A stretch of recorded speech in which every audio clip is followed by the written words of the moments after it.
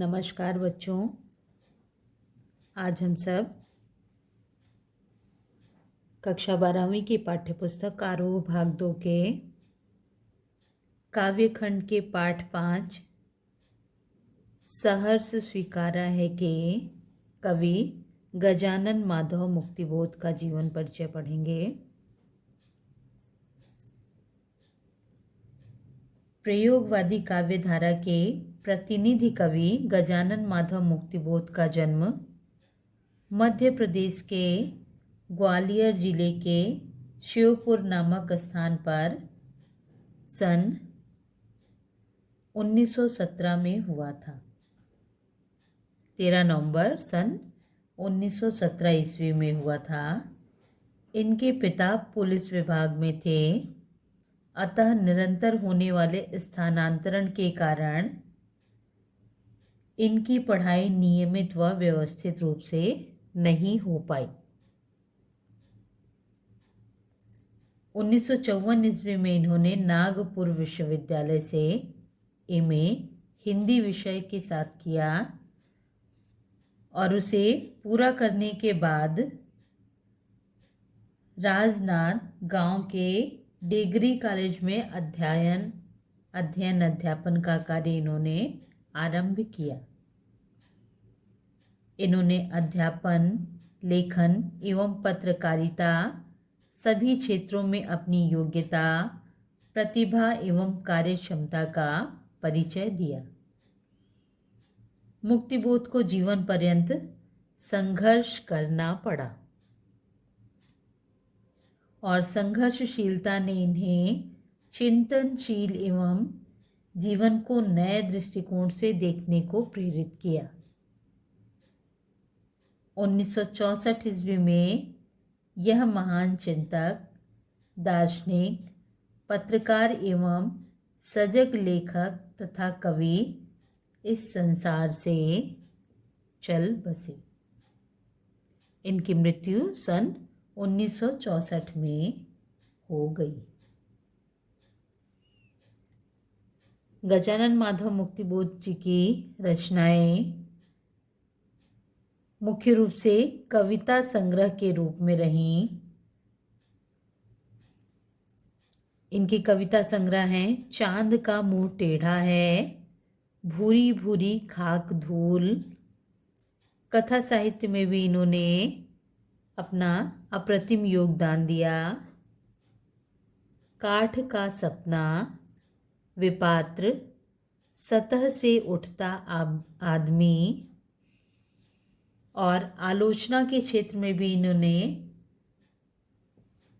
अभूतपूर्व योगदान दिया। इनकी आलोचनाएं हैं कामायनी एक पुनर्विचार,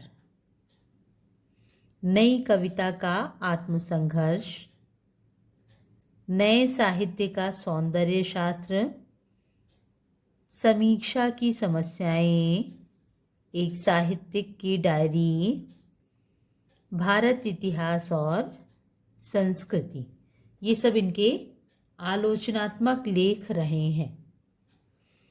इनकी काव्यगत विशेषताएं इस प्रकार से हैं। मुक्तिबोध प्रयोगवादी काव्यधारा के प्रमुख सूत्रधारों में से मुक्तिबोध जी प्रयोगवादी काव्यधारा के प्रमुख सूत्रधारों में थे। इनकी प्रतिभा का परिचय अज्ञेय द्वारा संपादित तार सप्तक से मिलता है। इन्होंने कविता में निहित मराठी संरचना से प्रभावित लंबे वाक्यों ने आम पाठक के लिए कठिन बनाया, लेकिन उनमें भावनात्मक और विचारात्मक ऊर्जा अटूट थी, जैसे कोई नैसर्गिक अंतः स्रोत हो जो कभी चुकता ही नहीं बल्कि लगातार अधिकाधिक वेग और तीव्रता के साथ उमड़ता चला जाता है। यह ऊर्जा अनेकानेक कल्पना चित्रों और फैंटेसियों का आकार ग्रहण कर लेती है। कवि शमशेर बहादुर सिंह ने इनकी कविता के बारे में लिखा है। कवि शमशेर बहादुर सिंह ने इनकी कविता के बारे में लिखा है।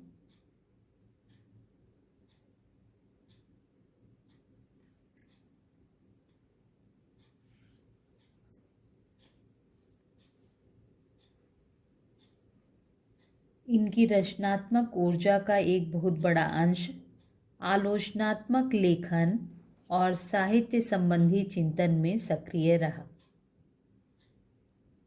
ये पत्रकार भी थे। इन्होंने राजनीतिक विषयों, अंतर्राष्ट्रीय परिदृश्य तथा देश की आर्थिक समस्याओं पर लगातार लिखा है। कवि शमशेर बहादुर ने इनकी कविता के बारे में लिखा है। अद्भुत संकेतों से भरी, जिज्ञासाओं से अस्थिर, कभी दूर से शोर मचाती, कभी कानों में चुपचाप राज की बातें कहती चलती है। हमारी बातें हमको सुनाती है। हम अपने को एकदम चकित होकर देखते हैं और पहले से अधिक पहचानने लगते हैं। आइए अब इनकी भाषा शैली को समझते हैं। गजानन माधव मुक्तिबोध जी की भाषा शैली। इनकी भाषा उत्कृष्ट है।